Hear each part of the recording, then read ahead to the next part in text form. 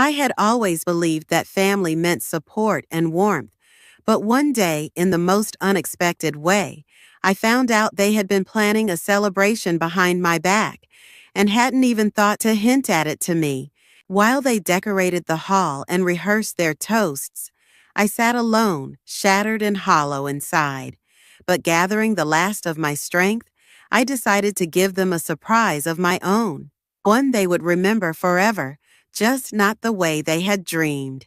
If this story resonated with your soul, click subscribe and let me know in the comments which city or country you're listening from. I'm truly curious to know where you're tuning in from. My name is Mary Ann Roberts, and I was 62 years old when I first noticed the whispers. I owned a small bakery in the quieter part of Charlotte, North Carolina, a place where the streets still smelled like fresh bread in the mornings, and everyone nodded hello when they passed by. For most of my life, my days had followed a simple, comforting rhythm. Early mornings kneading dough, afternoons frosting cakes, and evenings spent cleaning up, counting the day's receipts, and making lists for tomorrow. My world was small but full. I loved it that way. It wasn't glamorous, but it was mine. That particular week had started like any other. I woke up before sunrise, brewed a pot of strong coffee, and tied on the apron that had faded from so many washes. It was now barely pink. At the bakery, I dusted the counters with flour and hummed under my breath as I worked. Regulars trickled in. Mr. Harold from the hardware store grabbing his blueberry muffin, Mrs. Green picking up a dozen cinnamon rolls for her church group. It was the kind of life that didn't make headlines, but built memories. But something felt different. It was in the way Sarah, my eldest daughter, stopped mid-sentence when I walked into the room. It was in the way Derek, my son-in-law, gave me a hurried smile and shifted his phone screen away when I passed by. My grandchildren, normally chatterboxes, seemed to exchange secretive looks and giggle whenever I asked what they were up to that weekend. At first, I told myself it was my imagination. Maybe they were planning something sweet for my upcoming birthday. After all, it wasn't every year that a woman turned 63, and my family had never forgotten a birthday before. The thought warmed me. I pictured a small gathering, a homemade cake, maybe a new book, or a bouquet of flowers tied with twine. Nothing fancy, just togetherness. I smiled at the thought as I worked, whistling tunelessly while decorating a batch of cupcakes. I even found myself humming favorite old songs while sweeping the floors at closing time. That little flicker of hope in my chest was enough to make the hard work feel lighter. In the days that followed, the signs multiplied. I overheard Sarah whispering urgently to my younger daughter, Rachel, when she thought I wasn't in earshot. I caught sight of Derek loading large party supplies into his truck one afternoon, trying and failing to look casual about it. There were missed calls I wasn't supposed to notice and text messages hastily deleted when I walked into the room. They were planning something. It had to be something good. I started paying more attention, hoping to catch a slip that would confirm my growing suspicions. Once, when Rachel came to pick up a box of pastries, I teasingly asked if she needed extra for a big celebration. She flushed and stammered something about a work event, but the glint in her eyes betrayed her. Another time, Sarah dropped by under the pretense of needing a cake recipe. As we sifted through old cookbooks together, she kept glancing at the clock, distracted and jittery. She forgot herself for a moment and mentioned needing to confirm the guest list, only to immediately backtrack and pretend she was talking about her office party. I laughed it off. I didn't press. I didn't want to ruin whatever they were planning. Part of me clung to the belief that the best surprises were the ones you didn't see coming, even if you secretly knew they were on the horizon. Still, a small, uneasy feeling began to coil in my stomach. There were moments when I would walk into a room and feel the conversation die mid-sentence. Moments when Sarah's face would tighten with guilt before she smoothed it over with a too bright smile. Moments when Rachel's hug lingered just a beat too long, like an apology she wasn't ready to voice. I pushed those feelings away. I busied myself with baking, with cleaning, with 1,000 small tasks that had always anchored me. I made a point of laughing when I felt like crying, of brushing off the hollowness that sometimes pressed against my ribs late at night when the house was silent except for the creaks of settling wood and the soft hum of the fridge. After all, they were planning a surprise. Surprises weren't meant to feel easy.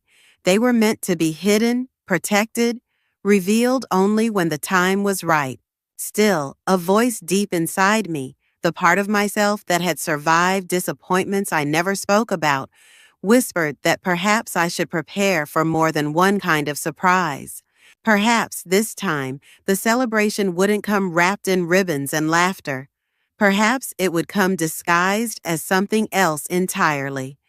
But I didn't listen to that voice. Not yet. Instead, I baked an extra batch of my famous apple pies and wrote "Happy Birthday, Mary Ann" on a pink sticky note, tucking it into my recipe box where only I would see it, just in case, just to remind myself that no matter what happened, my life, my heart, my hope still belonged to me, and whatever was coming, I would meet it with open eyes and a steady hand. The days leading up to my birthday crept by slowly, each one draped in a kind of restless, buzzing silence. My bakery kept me busy, but even the comforting rhythm of kneading dough and frosting cakes couldn't distract me from the way my mind kept circling the same question. What exactly were they planning? By the middle of the week, I had convinced myself that the big reveal would happen any day now. Maybe someone would slip up and accidentally invite me to what was supposed to be a secret party. Maybe Sarah would show up at the bakery, feigning a random coffee run, only to whisk me off to a surprise gathering full of balloons and familiar faces. I imagined the grandkids running toward me, faces lit up with excitement, shouting, "Surprise, Grandma!" It was that hope, fragile and stubborn, that kept me smiling when I wanted to frown, that kept me patient when every fiber of my being itched for answers. On Thursday afternoon, as the sun slanted low over the rooftops and the first cool breath of fall teased the air, I drove across town to deliver an order of cupcakes to the community center. They were hosting a charity auction that weekend, and I had volunteered some baked goods, happy for the distraction. As I pulled into the parking lot, I noticed a flurry of activity near the adjacent banquet hall. Trucks were parked haphazardly, and people were hauling tables, flower arrangements, and boxes full of decorations through the open side doors. I squinted toward the entrance, curiosity piqued. The hall was a popular spot for birthday parties, retirement celebrations, even weddings. It wasn't unusual to see it bustling this time of year. Still, something about the way the people moved, hurried, excited, a little chaotic, caught my attention. After I dropped off the cupcakes and chatted briefly with the event coordinator, I found myself wandering toward the banquet hall, pretending to study the landscaping. I didn't mean to eavesdrop. I told myself that. But as I drew closer to the open doors, snippets of conversation floated out, carried on the breeze. "Make sure the cake says happy birthday, Rachel. We can't mess that up," a woman laughed, her voice bright and familiar. "And the guest list? Is it final?" Another voice asked, lower, more cautious. "Yeah, it's all set. Just family and close friends. We figured it would be better this way, you know?" A third voice chimed in. "Yeah, we didn't want it getting awkward." I froze. Rachel, my youngest daughter. Her birthday wasn't for another 2 months. Confused, I edged a little closer, pretending to study a nearby rosebush. Through the open doors, I glimpsed Sarah standing by a table, arranging small paper place cards into neat rows. Derek was fiddling with a string of fairy lights, cursing softly when the bulbs refused to stay lit. My grandchildren darted between the adults, laughing and tossing a beach ball back and forth. They were all there, my family, setting up a party I hadn't been invited to. My stomach twisted sharply. For a moment, the world blurred at the edges, the air thick and heavy. I felt like a stranger looking into a life that used to be mine. I stepped back, my heart hammering painfully against my ribs. I told myself there had to be an explanation. Maybe it wasn't what it looked like. Maybe I was jumping to conclusions. But the truth settled over me like a heavy cold shroud. They had planned a surprise party, and they hadn't invited me. Worse, they had gone to great lengths to keep it a secret, to exclude me without confrontation, without acknowledgement. They had smiled in my face, accepted my hugs and my cookies and my unconditional love, all while planning to celebrate without me. I stumbled back to my car, my legs trembling so badly I could barely drive home. The world outside the windshield blurred into meaningless streaks of color. I gripped the steering wheel so tightly my knuckles turned white. By the time I pulled into my driveway, the initial shock had given way to something deeper, something sharper: hurt, betrayal, humiliation. I sat there in the car for a long time, staring at the familiar lines of my little house, the one that had sheltered birthdays, Christmases, first steps, and graduation parties, the house where I had baked their favorite cookies, mended skinned knees, stayed up late sewing Halloween costumes. All of it seemed so small now, so invisible. I wondered how long they had been planning it. Had they laughed about keeping it from me? Had they congratulated themselves on sparing me the discomfort of knowing I wasn't wanted? The questions circled like vultures, tearing at whatever pride I had left. I finally climbed out of the car, moving slowly, mechanically. Inside the house, the air was cool and still. I hung up my purse, kicked off my shoes, and sank into the old armchair by the window. The sunlight had shifted, casting long shadows across the floor. I sat there, listening to the ticking of the clock on the mantel, feeling the heaviness of the truth settle into my bones. I had been left out, on purpose. There was no other way to frame it, no kind way to spin it. They had decided the celebration would be better without me. I thought of the pink sticky note still tucked into my recipe box, the one that read, "Happy birthday, Mary Ann." It felt like a cruel joke now, a reminder that while I had been preparing for joy, they had been preparing to forget me. As the sun dipped below the horizon and the first stars blinked into existence, a new feeling stirred beneath the layers of pain. Not revenge, not even anger. Resolve. I would not beg for a place at their table. I would not shrink myself to fit into their narrowed vision of family. If they wanted to plan a surprise without me, they would get exactly what they wanted, but not in the way they expected. The next morning arrived wrapped in a heavy fog that seemed to seep into my bones. I woke earlier than usual, my body still aching from the weight of the discovery the day before.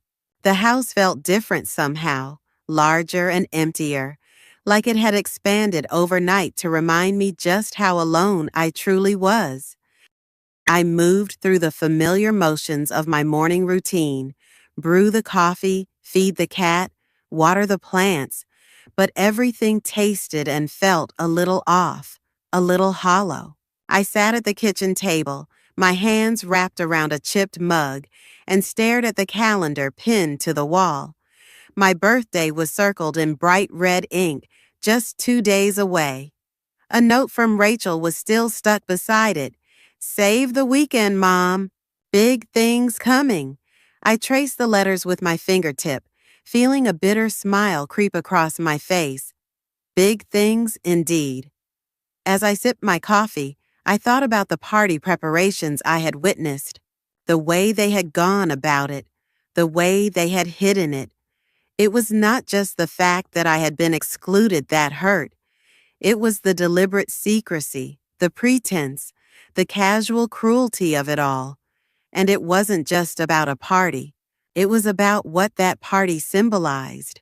It was about who they saw as part of the celebration of life and who they had quietly decided didn't belong anymore. I refused to let them hurt me in silence. If they wanted to pretend I didn't exist, I would make sure they remembered I had been there all along. By mid-morning, a plan had begun to take shape in my mind, growing slowly but steadily, like a vine finding purchase on an old wall. It wasn't a plan born of spite or malice. It was born of a simple, stubborn refusal to be invisible. I started by making a few phone calls. The first was to the community center. I inquired about reserving one of the smaller halls adjacent to the banquet room they had rented.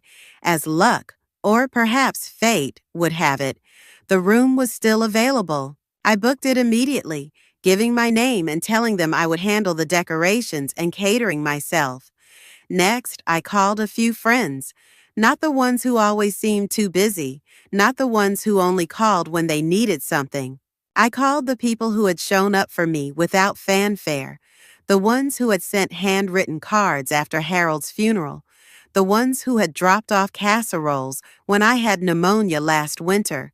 They weren't flashy people. They didn't make a lot of noise, but their kindness was steady, dependable.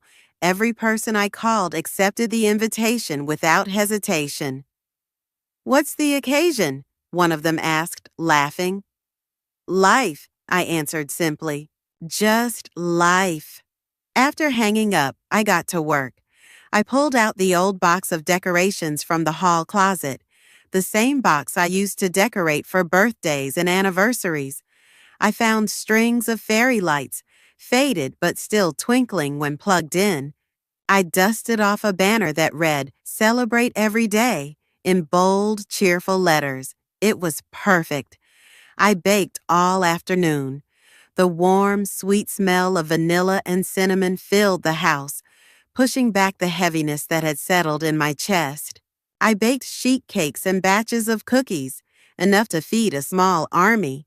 I boxed them carefully, feeling a sense of purpose return to my movements. The next day, I made another phone call, this one to a local homeless shelter. I arranged for a van to bring over some of the residents to my little gathering.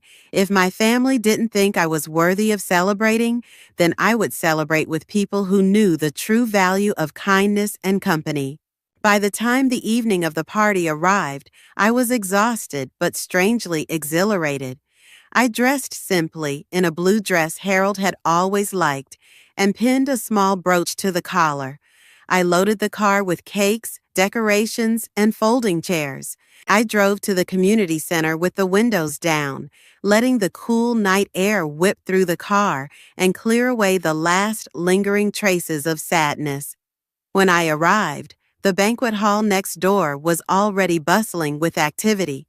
I saw Sarah's car, Rachel's minivan, and Derek's big black truck all parked haphazardly near the entrance. Music drifted out whenever the doors opened. Pop songs from the playlists we used to dance to in the kitchen when the kids were small.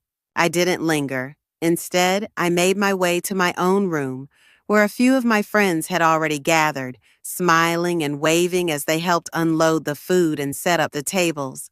The room wasn't big, but it was cozy, warm, real. The guests from the shelter arrived shortly after, their faces lighting up at the sight of the cakes and the simple decorations. One older man, whose name was George, shook my hand so earnestly I thought he might cry. A woman named Denise hugged me without asking, murmuring thank you over and over again. Their gratitude filled the room with a different kind of music, one that pulsed with real joy, real connection. Meanwhile, through the thin wall separating my room from the banquet hall, I could hear the distant clink of glasses, the hollow echo of laughter.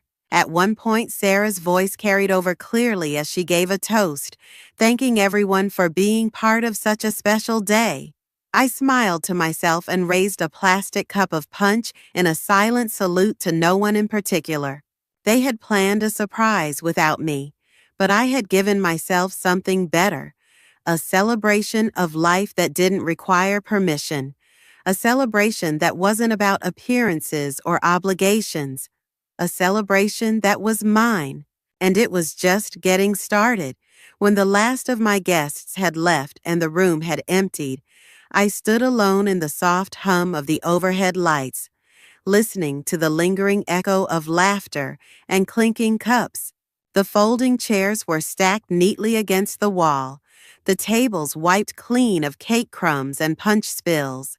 The decorations still hung overhead, a little crooked now, but their cheerful colors refused to dim. I should have felt proud. I should have felt victorious. Instead, as I packed up the last of the leftover cookies and turned out the lights, an unbearable loneliness crept into my chest. The drive home was quiet, the streets nearly deserted. Street lights threw long, thin shadows across the pavement, and every passing house seemed to whisper with the lives inside.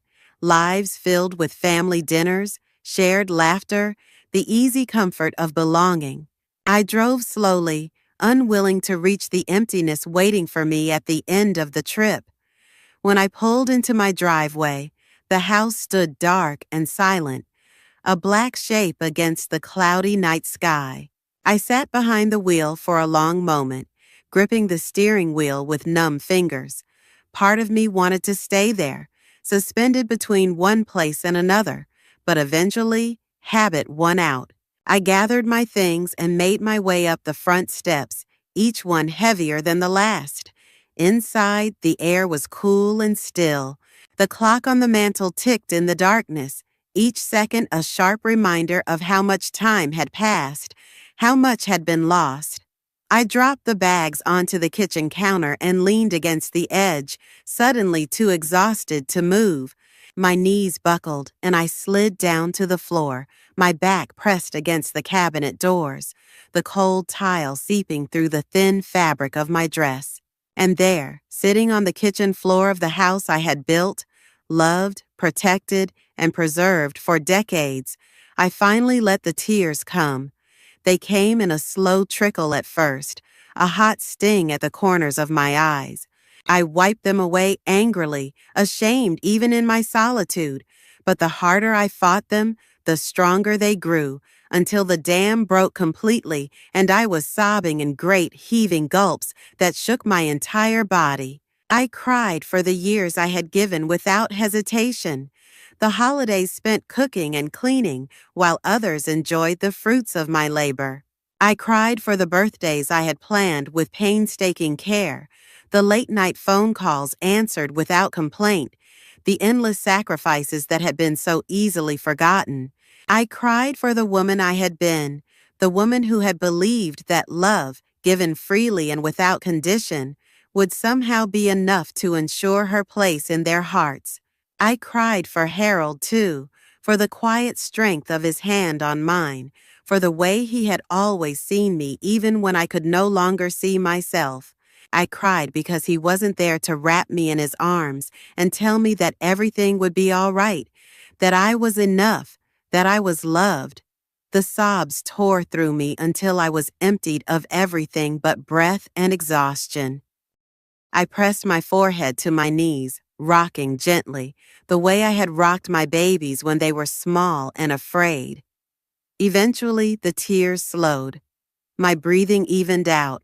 The house settled around me, creaking softly in the cool night air, as if offering a tired, wordless kind of comfort. I sat there for a long time, feeling the weight of the night press down on me. I thought about the party I hadn't been invited to, the laughter that had risen without me, the celebration that had gone on as if I were already a ghost. I thought about the little party I had thrown in defiance, the strangers who had smiled at me with real gratitude, the warmth that had bloomed despite everything, and slowly, a different kind of clarity began to form. This wasn't just grief for what had happened. It was grief for what had been true all along, truths I had refused to see because hope had blinded me. They didn't need me the way I needed them, and that was a wound deeper than any single party could ever inflict. But it was also a kind of freedom, because if they didn't need me, I didn't have to keep contorting myself into shapes that pleased them. I didn't have to keep showing up, uninvited, into their lives. I didn't have to keep waiting for an acknowledgement that would never come. I could choose something different, something for myself. That night, sitting on the cold kitchen floor, I made a quiet vow. It wasn't dramatic. It wasn't born of anger. It was a simple, exhausted promise to myself. I would stop chasing what was not mine. I would stop begging for scraps of love from those who had no interest in offering it freely. I would build a life that centered around the people and places that welcomed me without reservation. And most importantly, I would not let their indifference define my worth.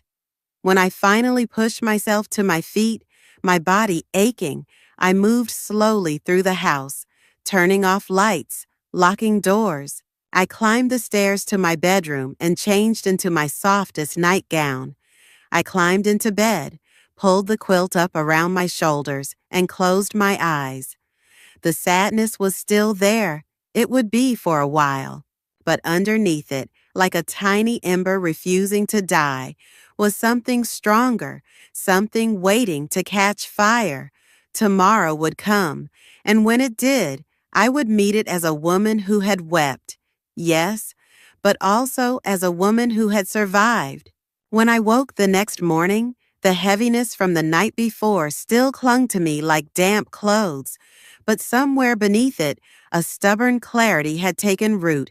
I sat on the edge of my bed for a long time, letting the early sunlight filter through the curtains, feeling the slow, steady rhythm of my own breathing. The night of tears had wrung me out, stripped me raw, but in that rawness was something powerful. I was no longer confused. I was no longer pretending not to see the truth.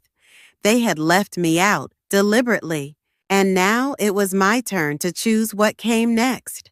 I moved through the motions of my morning routine with a strange sense of detachment, as if I were observing my own life from the outside. Coffee brewed, toast popped up from the toaster. I washed a few dishes that had been left overnight in the sink. Small, ordinary things that grounded me, tethered me to the present moment. As I sipped my coffee, I pulled out a notebook from the kitchen drawer. A simple, battered thing I usually used for grocery lists and baking orders. I turned to a fresh page and sat there for a moment, pen poised in hand, staring at the blank expanse. And then I began to write. It wasn't a list of grievances. It wasn't a tally of wrongs. It was a plan to reclaim something that had been slipping away from me for far too long. My dignity, my joy, my place in the world as something more than an afterthought. The first thing on my list was simple. Create a celebration, not out of revenge, not out of spite, but as a declaration that I existed, that my life was worth celebrating, even if no one else showed up to do it with me. I jotted down ideas quickly, my mind racing ahead of my hand. A small garden party, maybe. Something intimate and beautiful. I could string lights across the backyard, set out a few tables draped in white cloths, gather fresh flowers from the farmer's market. I would cook, not because it was expected of me, but because it was something I loved, something that connected me to myself in ways my family never truly understood. The second item on my list was a little harder. Decide who to invite. I knew instinctively that it could not be the same people who had left me out. There would be no empty gestures, no hollow reconciliations built on guilt. I would not force anyone to come where they did not want to be. Instead, I would invite those who had shown up for me in ways large and small over the years. My neighbor Joanne, who had brought me soup when I had the flu last winter.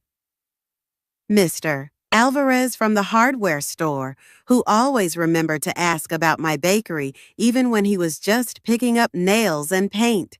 Carol Simmons, my old friend from the community center, who had once sat with me in a hospital waiting room for 5 straight hours without complaint. People who saw me, people who valued me, people who did not need to be guilted into caring. The third item was perhaps the most important. Celebrate myself. Not the mother or the grandmother or the baker or the fixer. Just Mary Ann. The woman who had survived grief and loneliness and disappointment without letting it hollow her out. The woman who still loved fiercely, even when love wasn't returned in kind. The woman who was still standing, even after everyone who was supposed to lift her up had turned away. I wrote it down in big, looping letters, underlined it twice. Celebrate myself. It felt radical, almost rebellious. I had spent a lifetime making other people the center of my universe, bending and reshaping myself to fit their needs. Now, I would be the sun in my own sky. By the time I finished writing, the heaviness in my chest had begun to lift. Not completely. Grief is never that tidy. But enough that I could feel the air moving through me again, enough that I could imagine smiling and meaning it. I spent the rest of the day quietly setting things into motion. I called Carol first. She answered on the second ring, her voice bright and warm, and when I told her about the little gathering I was planning, she didn't hesitate. "I'll bring the good wine," she said, "and the biggest bouquet I can find." Joanne agreed to come too and promised to bake her famous peach cobbler. Mr. Alvarez said he would stop by after work, even if only for a little while. Each yes filled a small crack in my heart, a crack that had been widening for months, maybe years, without my realizing it.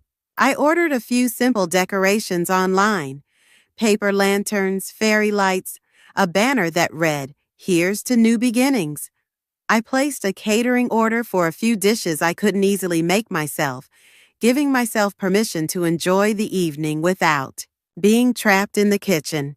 Every action, every decision felt like laying a stone along a path that led somewhere new, somewhere better. That night, as I sat in the living room with the notebook still open on my lap, I allowed myself to dream about the evening to come.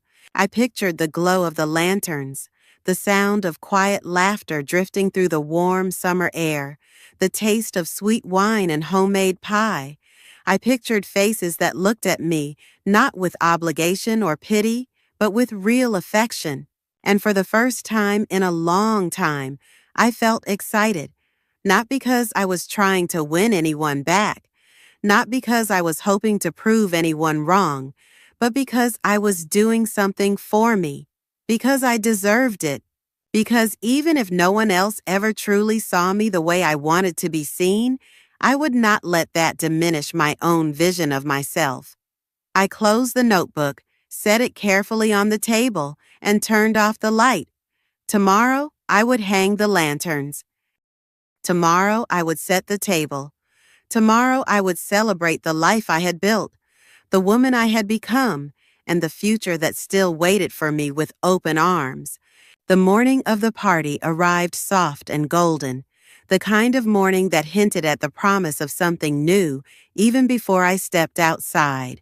I woke early before the alarm could buzz and lay for a moment beneath the covers, feeling the slow, steady rhythm of anticipation grow in my chest. There was no dread, no aching hollowness as there had been just days ago, only a quiet certainty that today would be different. I made a pot of coffee and stood by the kitchen window while it brewed, watching the sun push its way up through the trees in the backyard. The light painted everything in soft yellows and pinks, brushing the leaves with a delicate glow. I took it as a good omen. The checklist I had written in my battered notebook sat on the counter, each item meticulously crossed off except for the final one. Celebrate. I smiled at it as I sipped my coffee, letting the warmth seep into me. After breakfast, I pulled out the decorations. The paper lanterns had arrived on time, neatly packed and ready to be hung. I spent most of the morning stringing them across the backyard, looping twine between the old oak tree and the fence posts, letting the colorful orbs dangle and sway gently in the breeze. The fairy lights went up next, twinkling faintly even in the midday sun, promising to turn the yard into a soft, glowing wonderland once night fell. Around noon, I set up the tables. I covered them with simple white cloths and placed small jars of fresh wildflowers at the center of each one. The scent of the blooms, lavender, daisies, and something sweet I couldn't quite name, drifted through the air, mingling with the smell of freshly cut grass. I arranged the food next, setting out platters of sandwiches, bowls of fruit, trays of cookies, and the sheet cakes I had baked the day before. Carol arrived just as I was placing the last plate, her arms full of wine bottles and a bouquet so large it looked like she had raided an entire flower shop. She hugged me tightly without a word and set to work helping me arrange everything. Joanne came a little later, balancing 2 peach cobblers and a bag of party favors she had insisted on bringing. Mr. Alvarez showed up in his work uniform, paint smudged on his hands, but grinning broadly as he offered a tub of homemade guacamole and a bag of chips. As the afternoon stretched on, more people trickled in, faces I hadn't seen in months, some in years. They came with smiles, with small gifts wrapped in colorful paper, with open arms and easy laughter. No one asked where Sarah or Derek or Rachel were. No one needed to. This was a different kind of family, one built not by blood, but by choice. The backyard filled slowly with the murmur of conversation, the clink of glasses, the occasional burst of laughter. I moved through the crowd with a lightness I hadn't felt in years, greeting each guest, exchanging stories, accepting their warmth without apology or hesitation.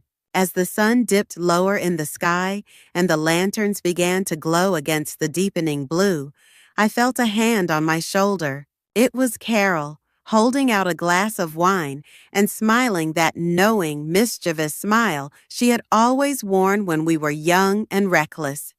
"To new beginnings," she said, raising her glass. I clinked mine against hers, the soft chime ringing out like a small, perfect bell. We stood there for a moment, just watching the children chase each other between the trees, watching the older couples sway gently to the music someone had put on in the background, watching the lanterns bob and dance in the evening breeze. It was simple, it was small, it was everything I had wanted. At some point during the evening, while refilling the lemonade pitcher, I caught sight of movement at the side gate. I turned just in time to see Sarah standing there, half hidden by the fence, her expression caught somewhere between curiosity and guilt. Derek stood behind her, his arms crossed, his face tight and unreadable.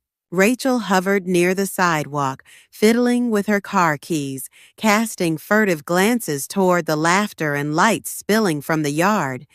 They hadn't been invited, they hadn't been needed, they hadn't been missed. I watched them for a long moment, my heart steady in my chest. Part of me thought they might step inside, that they might try to explain, to smooth it over. But they didn't. After a few minutes, they turned away, their figures fading into the twilight. I let them go without a word, without regret. The celebration continued without them, richer and more vibrant for their absence. As darkness deepened and the stars pricked through the sky, I found myself laughing more easily, speaking more freely, feeling lighter than I had in years. Later that night, when the guests had gone and the tables stood empty under the swaying lanterns, I sat alone on the porch steps, a blanket wrapped around my shoulders. The soft hum of the fairy lights buzzed in the background, and the air smelled of damp earth and lingering flowers. I thought about how much I had feared this day when I first learned the truth, how broken and lost I had felt, believing that being left out meant being left behind. How wrong I had been. I wasn't left behind. I had simply outgrown the space they had allowed me, and in doing so, I had found something far more precious than any seat at their table. I had found myself. And as I sat there beneath the vast, star-scattered sky, I knew with a quiet certainty that this was only the beginning. The following morning, the house smelled faintly of last night's party, sweet wine, fresh flowers, and something warm and baked lingering in the air. I moved slowly through the kitchen, my body heavy with the pleasant fatigue that follows a good full day. Empty cake boxes and stacks of plates waited to be cleaned, but I didn't rush. I let the morning unfold gently, the way sunlight slowly fills a room. I wrapped myself in a thick cardigan, made a fresh pot of coffee, and sat by the kitchen window watching the backyard. The paper lanterns were still swaying lazily in the breeze, the last traces of the party clinging to the branches and fence posts.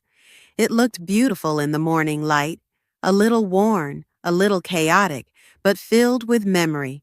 It made me smile. I thought the weekend's events had drawn a quiet but definitive line between me and the family I had once placed at the very center of my world. I had accepted it. I had made peace with it, or so I thought. But life has a way of stirring the ashes just when you believe the fire is out. It was late afternoon when I decided to run a few errands. I needed groceries and supplies to restock the bakery for the coming week. I pulled on a pair of comfortable shoes, grabbed my keys, and headed into town. The streets were busy with the usual weekend buzz, families gathering for late lunches, couples strolling past storefronts, children darting between their parents' legs.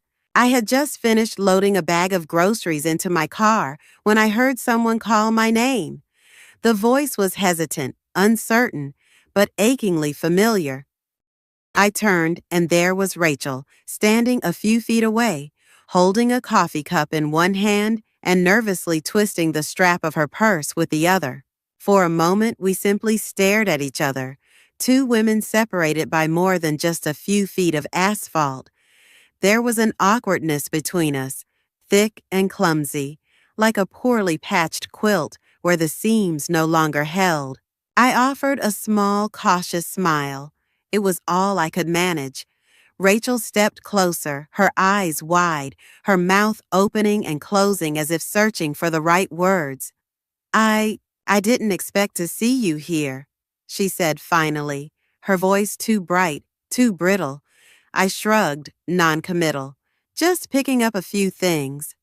She glanced down at the ground, then back at me, her face crumpling slightly. "We missed you at the party," she said, and the lie was so obvious it didn't even sting. I nodded slowly, letting the silence between us stretch. I had no interest in rescuing her from her discomfort.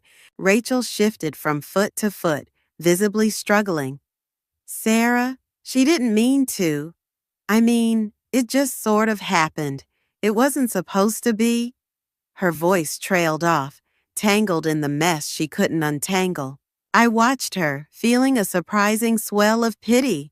Not anger, not bitterness, just a quiet, aching sadness for what could have been, for the connections frayed beyond repair. "I know," I said simply. Rachel's eyes filled with tears, but she blinked them away quickly. She stepped even closer, lowering her voice. "You looked happy last night. We saw the lights. We heard the music." There was no accusation in her tone, only a weary sort of wonder. I sipped my coffee and said nothing.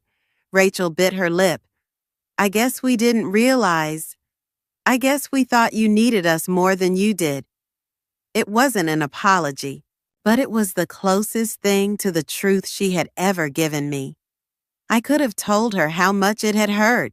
I could have told her about the nights spent wondering what I had done wrong, about the hours spent shrinking myself smaller and smaller in the desperate hope of fitting into the spaces they allowed me.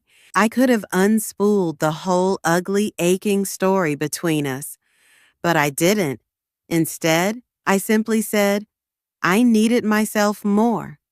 Rachel nodded slowly, a tear slipping down her cheek despite her best efforts. She wiped it away and offered me a trembling smile. I'm glad, she whispered. For a moment, the two of us stood there, 1,000 memories crowding the space between us.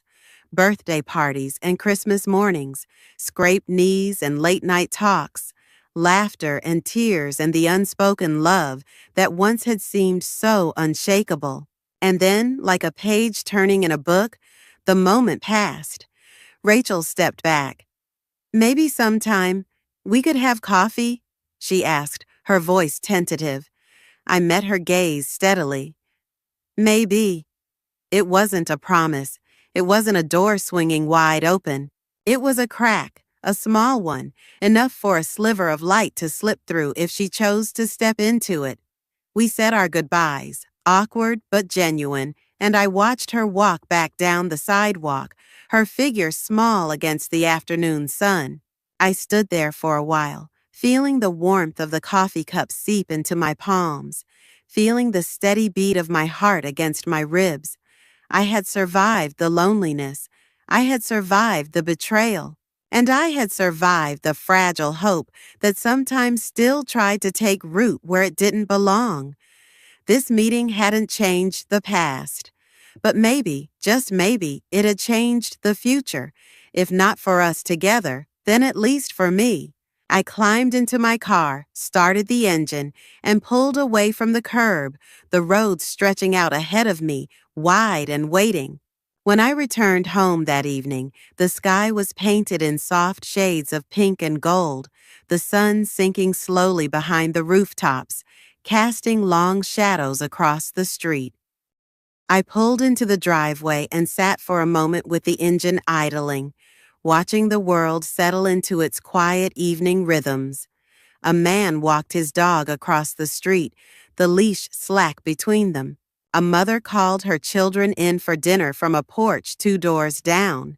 Life, ordinary and unremarkable, unfolded all around me, and for the first time in a long time, I felt no urgent need to chase it or prove anything to anyone.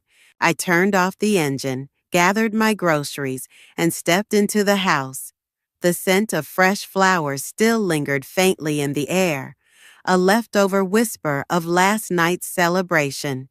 I set the bags down on the kitchen counter and took a deep breath, letting the quiet wrap itself around me like a soft blanket. The house, my house, had never felt more like mine. I moved through the room slowly, touching the backs of chairs, trailing my fingers along the banister, pausing in front of the photographs on the mantel. There were pictures of Sarah and Rachel as little girls, their faces smudged with birthday cake, their arms thrown around my neck. There were photos of Harold and me, young and laughing, before the weight of years and losses had carved deeper lines into our faces. There were snapshots of old friends, some long gone, some still calling once in a while, just to say hello. I didn't take the pictures down. I didn't hide them away. They were part of my story, part of the woman I had become, but they did not define my future. I made myself a simple dinner, a small plate of pasta with fresh basil from the pot on the windowsill, and ate it outside on the back porch. The air was cooler now, the last hints of summer giving way to the crisp edges of fall. I wrapped a shawl around my shoulders and listened to the quiet hum of the evening, the soft chirp of crickets, the distant bark of a dog, the occasional rumble of a car passing by. And as I sat there, watching the first stars blink into existence overhead, I realized that the choice before me was both simple and profound. I could continue to live in the shadow of what had been done to me, clinging to old wounds like a badge of honor, replaying the same hurt over and over until it hardened into bitterness. Or I could let it go. I could lay it down like a heavy coat that no longer fit, shrug it from my shoulders, and walk forward unburdened. I chose the latter, not because it excused what had happened, not because it erased the pain, but because my life was too precious to be spent orbiting around the absence of people who had decided to step away. I was not a footnote in someone else's story. I was the author of my own. The next morning, I opened the notebook where I had written my plan for the party, and I turned to a fresh page. At the top, I wrote, "My new beginning." I made a new list. Take a painting class at the community center. Adopt a dog from the shelter. Join the book club Joanne kept inviting me to. Spend a weekend at the coast, alone, just because. Learn to play the piano, no matter how terrible I might be at first. Volunteer at the local library. Plant a new garden in the front yard, wild and free, the way I had always secretly wanted. Every item on the list was something that made my heart stir a little, something that belonged solely to me. No obligations, no expectations, just small acts of reclaiming my own life. Later that week, I drove to the shelter and met an old Labrador with cloudy eyes and a slow, lumbering gait. His name was Charlie, and when he rested his head against my knee, I knew I was taking him home. Charlie and I settled into a quiet, contented routine. Morning walks through the neighborhood, afternoons spent dozing in the sun, evenings curled up on the couch with a book and a soft snore vibrating against my leg. He asked nothing of me except presence, and I gave it freely, happily. Word of my little party spread through town faster than I expected. People I hadn't seen in years dropped by the bakery, bringing stories and hugs, ordering more cakes and pies than I could keep up with. Some days, my hands ached from kneading and rolling and frosting, but my heart never did. One evening, as Charlie and I walked through the park near sunset, I passed a family gathering under the pavilion.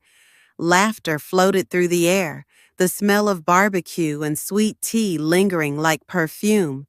For a moment, I paused, watching them, feeling a flicker of something that might once have been sorrow. But then Charlie nudged my hand with his wet nose, and I laughed, the sound ringing out into the evening air. I was not missing anything. I had chosen my life. I had chosen myself. And every step I took, every breath I drew, was a step away from the shadow of abandonment and towards something infinitely better.